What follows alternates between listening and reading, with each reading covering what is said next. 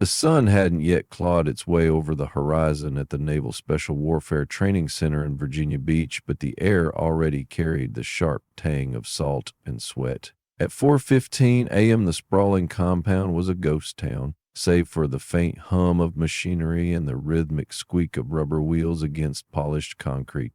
John Jack Harlan, a 68-year-old janitor, moved through the main hall with the precision of a man who'd spent a lifetime mastering efficiency. His great work clothes hung loosely on his lean frame, the faded name tag on his chest barely legible under the dim fluorescent lights.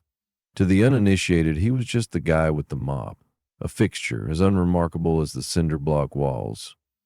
But Jack Harlan was no ordinary man, and the truth of his past was a powder keg waiting for a spark. Jack's routine was as unyielding as the tide. Arrive before dawn, change into his nondescript uniform, check the maintenance log, and begin his silent patrol from the west entrance, working eastward. Every motion was deliberate. Mop strokes even, footsteps measured, eyes scanning for imperfections.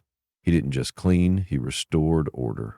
The floor gleamed behind him, not because anyone demanded it, but because Jack didn't know how to do anything halfway. His hands, weathered and scarred, gripped the mop handle with the same steady control he'd once applied to far deadlier instruments. He spoke to no one unless spoken to, a habit forged in places where words could cost lives. To the staff and recruits who passed him each morning, he was invisible, a background hum in the chaos of SEAL training, and that's exactly how he wanted it. By 5:30 a.m., the base was waking up. The distant shouts of instructors echoed from the beach, where Bud/S candidates, basic underwater demolition/SEAL trainees, were already being pushed to their breaking points in the freezing surf. Jack maneuvered his mop bucket past a group of recruits trudging toward the classroom block, their shaved heads gleaming under the early light, eyes wild with the desperation of men fighting to prove themselves. They parted for him without a second glance, their focus locked on surviving the day's brutal evolutions. "Yo, watch it, floor guy's gonna report us to the brass," one recruit, a cocky 22-year-old named Tyler Brooks, muttered with a smirk. His buddy, Ethan Caldwell, snickered, leaning closer. "Bet he's got a direct line to the Pentagon in that bucket." A third, Jake Morrow, chimed in, voice dripping with the arrogance of youth. "Nah, man, he's just some washed-up sailor who couldn't hack it. Probably been scrubbing these floors since Vietnam." The group laughed, their voices bouncing off the walls as Jack continued his work, face impassive, eyes fixed ahead. Their words were nothing new. He'd heard worse, far worse, in places where the stakes were life and death, not just bruised egos. What the recruits didn't see was the way Jack's gaze flickered to the climbing ropes as he passed, checking their anchors with a practiced eye. They didn't notice him pause to tighten a loose bolt on the obstacle course gate, ensuring it wouldn't give way when the first class hit it at 600. They didn't register the subtle way he cataloged the training environment, every hazard, every detail, because to them, he was just the old man with the mop, as forgettable as the salt in the air.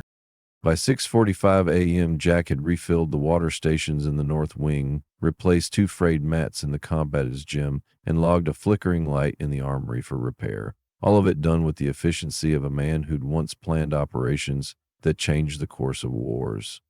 To the recruits, he was a nobody. To the base, he was a ghost, and that was just fine by him.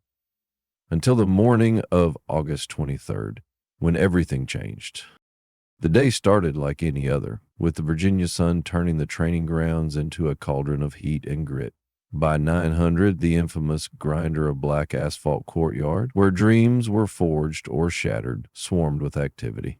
Commander Michael "Mike" Dawson, a 40-year-old SEAL veteran with a stare that could freeze blood, stood before 32 Bud/S candidates, his voice cut through the humid air like a blade.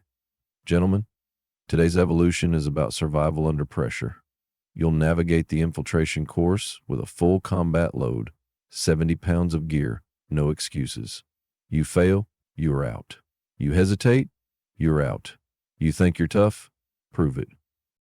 From the edge of the grinder came the familiar squeak of Jack's mop bucket. He moved along the perimeter, heading for the equipment shed, his timing calculated to avoid disrupting the briefing. Most recruits didn't even glance his way, but Tyler Brooks, standing at the back, couldn't resist. "Careful, sir," he whispered to Ethan, a grin splitting his face. "Don't let Janitor Joe see our game plan. He'll sell it to the Russians." A few muffled chuckles rippled through the ranks, but Dawson's head snapped up, his eyes narrowing at the breach of discipline. "Silence in the ranks!" Dawson barked, his gaze sweeping the formation. Before he could pinpoint the culprit, Jack passed behind the group, his steps steady, the bucket's wheels humming softly. Then it happened, a moment so sharp it sliced through the morning like a gunshot. As Jack reached for a stray piece of debris on the path, a broken branch from last night's storm, his sleeve rode up, exposing a sliver of his right forearm. There, etched in faded ink, was a tattoo, a trident crossed with a lightning bolt, the mark of an elite few. Dawson's voice cut off mid-sentence, his eyes locking onto the ink. The clipboard in his hand slipped, hitting the asphalt with a clatter that echoed across the silent courtyard. In an instant, the commander's demeanor shifted from ironclad authority to something else. Shock, recognition, reverence. Without a word, he snapped to attention and raised a crisp salute, the kind reserved for flag officers or fallen heroes. The recruits froze, confusion spreading like wildfire. Tyler's smirk vanished. Ethan's jaw dropped. Jake Morrow's eyes darted between Dawson and the old janitor, trying to make sense of the impossible. Jack paused, his posture shifting subtly like a predator, briefly emerging from the shadows. He didn't return the salute. Civilians didn't. But the slight nod he gave carried a weight that silenced every man on the grinder. "Recruits!" Dawson's voice boomed, cutting through the stunned silence. "Stand at attention, now!" 32 bodies snapped upright, their training overriding their bewilderment. Dawson stepped forward, closing the distance to Jack, his movements deliberate, almost cautious. When he spoke, his tone was low, meant for Jack alone, but the stillness carried his words to every ear. "Sir, I thought you were gone. The memorial at Little Creek, your name's on the damn wall." Jack's weathered face gave nothing away, but his eyes, sharp as a blade's edge, met Dawson's without flinching. "Paperwork's a funny thing, Commander," he said, his voice a gravelly rasp, untouched by the years. "Some men are more useful when they're dead on record." Dawson nodded, a flicker of understanding passing between them. "They still teach your breach protocols at Devergrew," he said, referencing the elite SEAL Team 6 by its official name. "Your evasion tactics saved my team in Kandahar. We thought you were a legend. Hell, a ghost. Huh."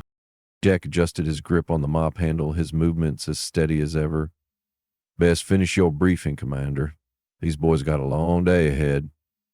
His tone was even, but it carried an unmistakable command, a reminder of the man he'd once been and still was.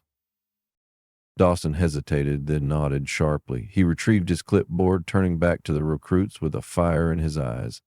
"You will proceed as planned," he said, his voice steady but charged with something new. "And you will remember this. The man you've been laughing at, the one you called Janitor Joe, is Command Master Chief John Harlan, founding member of SEAL Team 6, the architect of tactics you're not even cleared to know.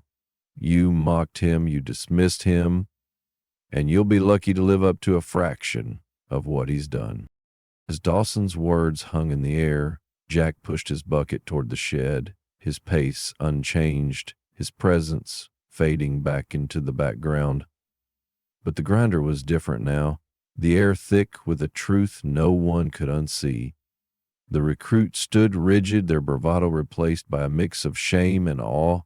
Tyler Brooks stared at the ground, his earlier quip burning in his chest like a wound. Ethan's hands twitched at his sides as if fighting the urge to salute. Jake Morrow's mind raced, piecing together the impossible. The old man they'd mocked was a warrior whose shadow they'd never escape. Jack disappeared around the corner, the squeak of his bucket fading into the hum of the bass. But the spark had been lit. The legend of John Harlan, hidden in plain sight, had just begun to burn. The Virginia Beach sunrise painted the Naval Special Warfare Training Center in hues of fire and shadow. But the air was heavy with an unspoken weight. It had been 3 days since Commander Michael Dawson's salute to John Jack. Harlan had shattered the illusion of the old janitor's anonymity. The grinder, once a stage for cocky banter and grueling drills, now hummed with a quiet reverence. Recruits no longer smirked as Jack passed with his mop bucket, their eyes instead tracing his every move, searching for traces of the legend they'd been too blind to see. But Jack Harlan, at 68, remained an enigma, his weathered hands steady on the mop, his silence louder than any command. The truth of his past, however, was a storm gathering on the horizon, and it was about to break. Jack's routine hadn't changed. At 4:15 a.m. he arrived at the west entrance, his gray uniform blending into the pre-dawn gloom. He checked the maintenance log, noting a faulty HVAC unit in the barracks and a cracked handrail on the obstacle course. His movements were as precise as ever, each step a testament to a life spent mastering control in chaos. But today, as he pushed his bucket down the main hall, the squeak of its wheels seemed to echo louder, as if the base itself was holding its breath. The recruits, instructors, and even the admin staff watched him from the corners of their eyes, their whispers trailing him like ghosts. "That's him," they'd murmur. "The guy who wrote the book on infiltration. He heard he took out a whole enemy camp solo. Why is he still here mopping floors?" Jack ignored them, his focus locked on the task at hand, but the weight of their newfound respect was a burden he'd never asked for. The truth about Jack Harlan was buried deep, locked away in classified files in the memories of men who'd long since left the teams. In 1987, during a black op in a war-torn corner of Central America, Jack had been betrayed, sold out by a double agent whose name was still redacted. Captured, he'd endured 2 years in a hellhole prison, his body broken, his mind tested by interrogations that left scars no one could see. The Navy declared him dead in 1993, a convenient lie to keep him operational as a non-official cover NOC asset, a ghost who slipped through enemy lines, leaving no trace but results. He'd dismantled terror cells, extracted hostages, and written tactics that became SEAL gospel, techniques still taught to every Bud/S class. But when the missions ended, when the world moved on, Jack chose the mop over a medal, the quiet of a janitor's life over the spotlight. He didn't need glory, he needed purpose. By 6:30 a.m., the base was alive with the chaos of training. Recruits sprinted across the grinder, their boots pounding the asphalt as instructors bellowed orders. Jack moved through the margins, unnoticed by most, tightening a loose bolt on a climbing wall, replacing a frayed rope on the cargo net, checking the water stations for the day's 10-mile ruck march. His contributions were invisible but vital, ensuring the gear wouldn't fail when a recruit's life depended on it. He'd seen too many missions go sideways because of a single overlooked detail, a lesson he'd learned in blood and carried into his quiet work. But the base was different now. The revelation of Jack's past had spread like wildfire, fueled by hushed conversations and secure calls to retired operators. In the mess hall, a grizzled Master Chief leaned toward a younger instructor, voice low. Harlan was at the tip of the spear when Divergu was just a dream. He wrote the playbook for urban extractions. Saved my ass in '89. In the admin building, Commander Dawson and Senior Chief Ryan Carter pored over a dusty file pulled from deep storage. John Thomas Harlan, Carter read, his voice thick with awe. Plank owner, SEAL Team 6, Operation Nightshade 85. 2 years in captivity, then back in the field like it was nothing. Declared inactive in '93, but he never really left. Dawson shook his head, staring at a faded photo of a younger Jack, his eyes as unyielding then as they were now. He's been here, right under our noses, keeping this place running. The recruits felt it too. Tyler Brooks, the cocky kid who'd mocked Jack days earlier, now hesitated when he saw the old man pass. Guilt gnawed at him, his earlier words replaying like a bad dream. Ethan Caldwell, quieter but no less shaken, found himself studying Jack's movements, noticing the way he scanned the environment with a predator's instinct. Jake Morrow, the skeptic of the group, couldn't shake the image of Dawson's salute, the commander's reverence for a man he'd dismissed as a nobody. They didn't dare joke about Janitor Joe anymore.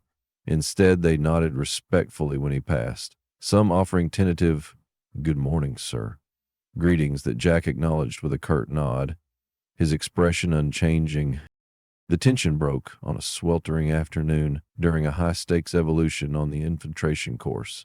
The recruits, laden with 70-pound rucks, navigated a simulated urban battlefield, barricades, smoke, and live fire drills, pushing them to their limits. Tyler, drenched in sweat, stumbled over a wire obstacle, his rifle catching and throwing him to the ground. The instructor, a hard-faced petty officer named Vargas, was on him in seconds. "Brooks, you think the enemy's going to wait for you to untangle yourself? Move, or you're done." Tyler scrambled, his hands shaking, the weight of failure crushing him. He was one mistake away from washing out, and he knew it. From the sidelines, Jack watched, his mop bucket still as he leaned against a concrete barrier. His eyes tracked Tyler's struggle, the boy's desperation a mirror of countless operators he'd seen break or rise. Without a word, Jack set his mop aside and walked to the obstacle. He knelt, his movements fluid despite his age, and freed the tangled rifle with a single precise tug. "Slow is smooth. Smooth is fast," he said quietly, his voice cutting through the chaos. Tyler froze, staring at the old man who'd just saved his shot at the teams. The words were straight from the SEAL manual, Jack's words, written decades ago. Vargas, catching the exchange, went silent, his eyes wide with recognition. The moment rippled through the course. Other recruits paused, their exhaustion forgotten as they watched Jack return to his bucket unfazed. Vargas, recovering, shouted, "Eyes on the course, not the janitor!" But the damage was done. The recruits knew now. Jack Harlan wasn't just a ghost story. He was the real thing, a man who'd walked through hell and come out stronger, now guarding their path in ways they'd never understand. That night, as the base settled into an uneasy quiet, a new addition appeared in the rec center. A bronze plaque installed under cover of darkness gleamed under the fluorescent lights. Its inscription was simple but heavy. "In honor of John T. Harlan, Command Master Chief, Naval Special Warfare. Silent warrior, eternal guide." No one claimed credit, no ceremony marked its arrival, but by morning, every recruit, instructor, and staff member had seen it, and the weight of Jack's legacy settled deeper into the soul of the compound. The high tide came the next day, during a brutal 50-mile trek, the final test before Hell Week. The recruits marched under crushing loads, their bodies screaming, their minds fraying. At mile 15, where exhaustion typically claimed its first victims, they found a water station, fresh, cold, perfectly placed. No one saw who'd set it up, but Ethan whispered to Jake, "It was him. Had to be." The recruits pressed on, fueled by the unspoken knowledge that Jack Harlan was watching, his presence a lifeline they didn't deserve but couldn't survive without. At mile 20, disaster struck. A recruit, Caleb Ruiz, collapsed, his leg caught in a hidden crevice on the rocky trail. His screams echoed through the dusk, the bone clearly broken. The instructors radioed for medevac, but the chopper was 30 minutes out. The team halted, their momentum shattered as Caleb's pain became a shared agony. Tyler, Ethan, and Jake stood frozen, their training useless against the raw human cost of their dream. Then Jack appeared, his bucket abandoned, his gray uniform streaked with dust. He moved with a speed that belied his age, kneeling beside Caleb with a medic's precision. "Breathe, son," he said, his voice steady but warm, the first crack in his stoic facade. He splinted Caleb's leg with the branch and torn fabric, his hands moving with the muscle memory of a man who'd patched up teammates in far worse places. "You're not done yet," he told Caleb, locking eyes with the young man. "Pain's just noise. You're stronger than it." Caleb, tears streaming, nodded, gripping Jack's arm like a lifeline. The recruits watched, silent, as Jack stabilized Caleb until the medevac arrived. When the chopper's blades faded into the night, they turned to find Jack gone, back to his mop, back to the shadows. But something broke in them then, a dam of shame, awe, and gratitude. Tyler sank to his knees, his bravado crumbling as he whispered, "We didn't know." Ethan wiped his eyes, unable to speak. Jake, the skeptic, stared at the horizon where Jack had vanished, his heart heavy with the weight of a man who'd given everything and asked for nothing. The base would never be the same. Jack Harlan's past, his captivity, his sacrifices, his unspoken heroism, had torn through the veil of their ignorance. He was no janitor. He was a warrior, a ghost who'd chosen to guard them, not with a rifle, but with a mop and a quiet strength that demanded no praise.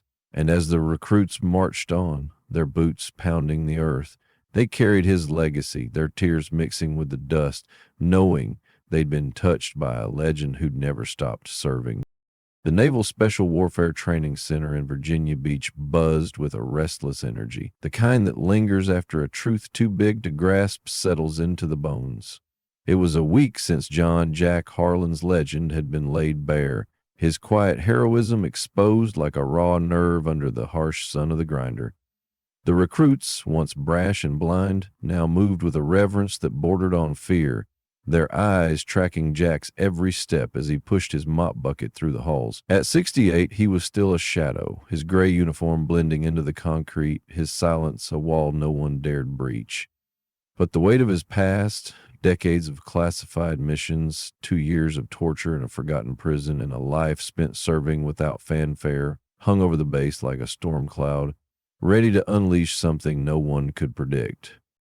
Jack's routine was unshakable. At 4:15 a.m., when the world was still cloaked in darkness, he arrived at the west entrance, his boots silent against the pavement. He checked the maintenance log. A leaking pipe in the barracks, a jammed lock on the armory door, a flickering spotlight on the infiltration course. Each task was a mission executed with the same precision he'd once brought to dismantling enemy strongholds. He tightened bolts, cleaned floors, and ensured the training grounds were ready for the recruits who'd pushed their bodies to the brink. To Jack, it wasn't just maintenance. It was a lifeline, a way to keep the chaos of his past at bay. He didn't want their salutes or their whispered awe. He wanted the quiet, the simplicity of a mop in his hands, the peace he'd earned through blood and loss. But peace was a fragile thing, and the base was no longer a sanctuary of anonymity. The recruits, led by Tyler Brooks, Ethan Caldwell, and Jake Morrow, couldn't unsee the man who'd saved Caleb Ruiz on that brutal trek, his hand steady as he splinted a broken leg under the fading light. They couldn't unhear Commander Michael Dawson's words revealing Jack as a founding member of SEAL Team 6, a ghost who'd written the tactics they struggled to master. The bronze plaque in the rec center, inscribed with "In honor of John T. Harlan, Command Master Chief Naval Special Warfare, Silent Warrior, Eternal Guide," was a constant reminder of their ignorance, a wound that stung deeper with every glance. They'd mocked a man who'd walked through hell, and now they carried the shame like a second ruck on their backs. The shift was subtle but undeniable.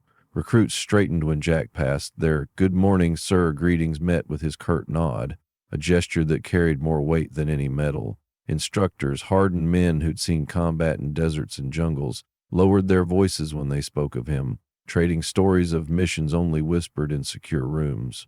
"Harlan pulled 3 operators out of a firefight in '86, one said, eyes distant. "No backup, no comms, just him and a knife." Another nodded, adding, "He's the reason we have a playbook for urban evasion. Guy's a damn myth." Even the admin staff, usually buried in paperwork, paused to watch Jack work, marveling at the quiet efficiency of a man who'd once been the Navy's sharpest blade. But Jack wanted none of it. When Commander Dawson approached him one morning, offering a consultant role, a desk, a title, the recognition he deserved, Jack's response was as sharp as it was brief. "Got enough medals in storage, Commander," he said, his eyes never leaving the floor he was mopping. "This suits me fine." Dawson, a man who'd faced down warlords, stood speechless, humbled by the refusal of a warrior who'd chosen a mop over glory. Jack's life was a testament to something the recruits couldn't yet grasp. True heroes don't chase applause. They serve because it's who they are, not because someone's watching. The tension built like a tide, and it broke on a stormy October evening during a night evolution that pushed the Bud/S class to their limits. The recruits, drenched and shivering, navigated a simulated hostage rescue under a sky that roared with thunder. Lightning cracked, illuminating the obstacle course in flashes of white as instructors screamed orders through the rain. Tyler, Ethan, and Jake led their team, their faces grim with determination. But the mission was unraveling. A misstep on a rope bridge sent Jake sprawling. His gear tangled, his team stalled. The instructors descended, their voices venomous. "Morrow, you're costing lives. Move or you're out." Jake scrambled, his hands slipping, panic clawing at his chest. He was one failure from washing out, and he knew it. From the shadows, Jack watched, his bucket still, his gray uniform soaked through. He'd been repairing a floodlight nearby, his work unnoticed amid the chaos. But as Jake struggled, Jack's eyes narrowed, reading the scene with the instinct of a man who'd seen missions go south. He stepped forward, his presence cutting through the rain like a blade. "Breathe," he said, his voice low but steady, reaching Jake over the storm. "Focus on the knot, not the noise." He knelt, his hands moving with surgical precision to free Jake's gear, his fingers steadied despite the downpour. "Slow is smooth," he said, echoing the mantra he'd written decades ago. "Smooth is fast." Jake stared, rain streaming down his face, his shame and gratitude warring within him. The other recruits froze, their exhaustion forgotten as they watched Jack, the man they'd once called Janitor Joe, save their teammate with the ease of a master. The instructor, Petty Officer Vargas, stood silent, his usual bark replaced by a nod of respect. Jack stepped back, his work done, and returned to his bucket, the rain washing away his presence as if he'd never been there. But the moment burned into every recruit's soul, a reminder that the man they dismissed was the heartbeat of their training. That night, in the barracks, the recruits gathered in a rare moment of quiet. Tyler, his bravado long gone, spoke first, his voice trembling. "We laughed at him, called him a nobody, and he's out there making sure we don't die." Ethan, his eyes red, nodded. "He could be anywhere, retired, rich, famous, but he's here for us." Jake, still shaken, clutched the dog tags around his neck. "He's not just a SEAL. He's what we're supposed to become." Their words hung heavy, a confession of their failure to see the man who'd been their silent guardian. The next morning, as Jack resumed his routine, a new rumor spread through the base. A classified file, accessed by a senior chief with connections at Dubgrill, revealed a mission Jack had led in '91, a rescue op in a war zone so volatile it was still redacted. He'd saved an entire team, taken a bullet to the shoulder that should have killed him. The file ended with a single line: Harlan J.T. status, deceased 1993, reintegrated under civilian protocol. The recruits, hearing the story, felt their hearts crack. He'd given everything, his body, his name, his life, and chosen to serve them still, in the humblest way possible. As dawn broke, a new test loomed, the final qualification before Hell Week, a grueling 72-hour endurance trial. The recruits gathered on the grinder, their faces pale but resolute. Jack, as always, was there, tightening a bolt on a cargo net, his presence a quiet anchor, but something was different. A sealed envelope left on Commander Dawson's desk bore Jack's handwriting. Inside was a single page, a handwritten note. "Ensure the water station at mile 17 is stocked. They'll need it." Dawson's hands shook as he read it, realizing Jack had anticipated their needs, as he always did, without a word. The evolution began, and the recruits pushed into the darkness, their bodies screaming, their minds fraying. At mile 17, they found the water station, just as Jack had promised, the bottles gleaming under the moonlight. But as they drank, a cry echoed from the rear. A recruit, Mia Carter, had collapsed, her ankle twisted, her dream of becoming a SEAL slipping away. The team halted, their unity fracturing, as instructors barked for them to move on. Tyler, Ethan, and Jake hesitated, their eyes searching the shadows for the one man who'd never let them fall. And then he was there. Jack emerged from the darkness, his gray uniform a beacon in the night. He knelt beside Mia, his hands steady as he assessed her injury. "You're not done," he said, his voice soft but unyielding. "Pain's temporary. Quitting's forever." He braced her ankle, using his own belt to stabilize it, his movements a dance of instinct and experience. Mia, tears streaming, gripped his arm, her voice a whisper. "Why do you do this? Why stay here?" Jack's eyes met hers, and for the first time, a flicker of something raw broke through his stoic mask. "Because someone has to," he said. "And I know what it's like to be left behind."